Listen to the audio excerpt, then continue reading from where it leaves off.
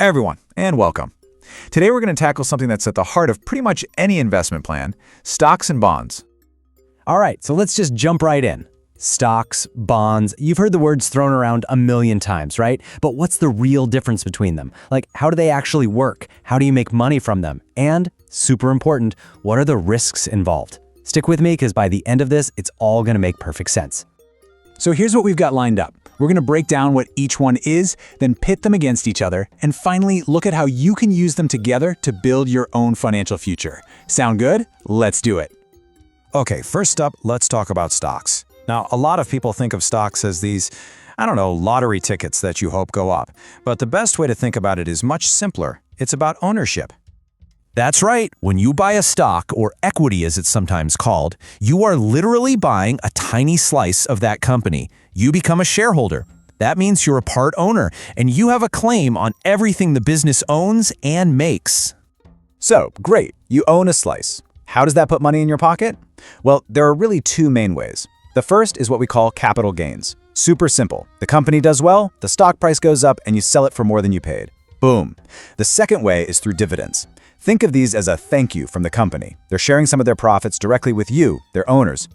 To make this all a little less abstract, let's bring in a real-world example. Meet Sarah. She's 25, she's done her homework, and she decides to put $2,000 into a tech company she really believes in.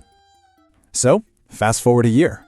The company she invested in, they released this amazing new product. Everyone gets super excited, investors rush in, and the stock price just skyrockets. It jumps 40%. Sarah decides it's a good time to sell. She gets her original $2,000 back, plus an extra $800 in profit. That's the power of capital gains in action. But, and this is a big but, a story like Sarah's is awesome, but it's absolutely not a guarantee. The number one thing you have to understand about stocks is volatility. Their prices can go up, but they can also swing down wildly. It all depends on how the company's doing, what's happening in their industry, the economy as a whole, or even just what investors are feeling that day. That volatility is where the potential for big returns comes from, but it's also where the risk lives. Okay, now let's completely switch gears. If buying a stock is like becoming an owner of a company, then buying a bond is like becoming the bank. A bond is basically just a fancy IOU. You're lending money to someone, could be a big corporation, could be the US government, for a specific amount of time. And in exchange for that loan, they promise to pay you back your original money plus interest along the way. And just like stocks, there are a couple of parts to how you get paid. First, you get these regular fixed interest payments. They're often called coupon payments. Then, when the loan period is over, that's called the bond's maturity date, you get your entire original investment back. See? It's designed to be super predictable. Okay, but here's the twist. While those interest payments are set in stone, the actual price of your bond on the open market can change, especially if you decide you want to sell it before its time is up. And the biggest thing that makes that price move? Interest rates. This is like the golden rule of bonds, so listen up. It's an inverse relationship. When interest rates in the economy go up, the price of existing bonds go down. And when rates go down, bond prices go up. Think about it this way. If you have a bond that's paying you 5%, but now new bonds are being sold to pay 6%, your 5% bond suddenly looks a little less awesome, right? So if you wanted to sell it, you'd have to offer it at a discount. It's all about supply and demand.